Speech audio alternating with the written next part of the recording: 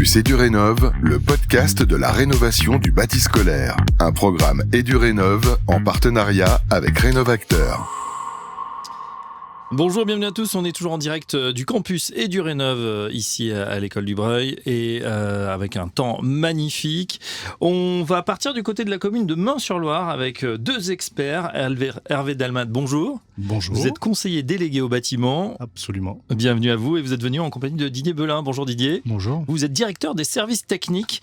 Vous allez nous parler évidemment de ce qui se passe dans les écoles. Alors vous n'avez pas attendu le programme EduRénov pour commencer effectivement cette rénovation énergétique des bâtiments scolaires. Absolument, parce que c'est qu'effectivement c'est quelque chose qui nous a toujours tenu à cœur, nos bâtiments scolaires, pas que, parce que justement on a commencé par la rénovation d'un bâtiment de centre de loisirs, qui n'a rien à voir avec mais en tous les cas c'est de l'accueil d'enfants, et là on s'attaque à une école, donc c'est une rénovation énergétique du bâtiment et extension de ce bâtiment. Ouais. Quelques mots sur l'école, combien d'élèves, elle est située où, elle est au cœur de la ville? Alors, elle n'est pas tout à fait au cœur de la ville, puisque c'est un peu excentré, parce que c'est dans un quartier de la ville, donc en tout cas pas loin du centre-ville, Oui. puisque Meung-sur-Loire, c'est un peu une ville qui est quand même assez cocon, donc cocoonaille, si on veut dire ça comme ça.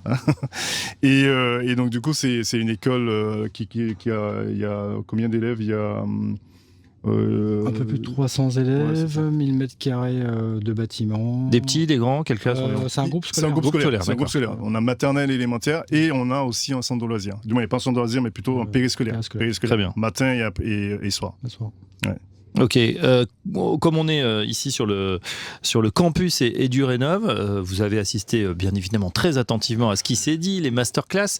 Comment vous pensez que ça peut vous rentrer dans le programme aujourd'hui? Comment ça peut vous aider? Alors nous, de toute façon, ce qu'il faut savoir, c'est que ce qui est important dans les rénovations, construction d'écoles, c'est surtout l'assistance à maîtrise d'ouvrage, parce que c'est ça qui permet de définir l'enveloppe financière pour réaliser le projet. Donc ça, c'est super important. Donc nous, ce qu'on a vu déjà ce matin, ça nous donne déjà une perspective, une idée, une aide déjà. On sent que justement, ça peut justement nous apporter cette aide qui nous manque aujourd'hui, qui nous oblige justement à passer par d'autres partenariats qui a un coût aussi, parce que c'est pareil.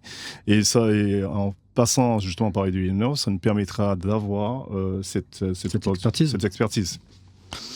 Justement, Didier Belin, vous qui êtes directeur des services techniques, quels sont les défis? On sait que l'école est en train de se transformer, hein. Ça va pas être l'école finalement que vous et moi on a connue, et peut-être qui a pas changé avec cette cour très où il n'y a pas du tout de végétalisation, ça se transforme. C'est ça, oui, tout à fait. Et c'est ce qu'on a abordé lors de la masterclass. On ne parle plus de cours de récréation, mais vraiment d'espace pédagogique. Donc un nouvel espace qui s'ouvre. C'est fini le foot à la récré? Pas forcément. Pour avoir fait quelques expérimentations en 2016 sur une autre commune. On a quand même construit un terrain de foot, mais un city-stade. Je ne sais pas si on les voit fleurir un peu partout dans les villes, en modèle réduit, dans une cour d'école. Ouais. Et excentré, pas central. Pas la centralité pour jouer au foot. D'accord. Donc, oui. Non, donc des espaces verts? Des espaces verts, de permettre l'infiltration des eaux. Des eaux dans le sol, donc ça c'est important. Des espaces verts, des espaces de détente, des espaces de repos, des espaces d'échange, et de plus en plus on voit apparaître des amphithéâtres. Alors pas l'amphithéâtre qu'on a connu à la faculté, c'est ça. Mais voilà le principe de pouvoir faire classe dehors. Pouvoir faire classe dehors, pouvoir aussi peut-être faire d'autres activités, du théâtre, des jeux. Absolument. On va dire entre guillemets, c'est la réappropriation de l'extérieur.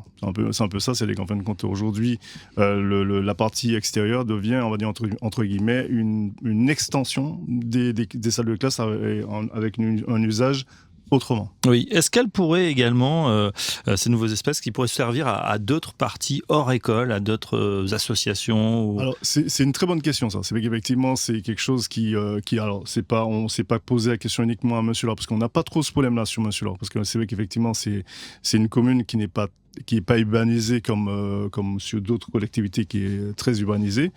Mais c'est des questions à se poser sur la conception de la cour. Est-ce que cette cour justement pourra être utilisée par les d'autres usagers que les usagers de l'école? Oui, c'est une question. Donc ça, c'est réfléchir en amont dès aujourd'hui. Ah ben oui, si toutefois on part sur cet angle-là, oui, il faut absolument réfléchir en amont justement pour que la conception, puisqu'on parle de conception, puisse s'ouvrir sur le quartier.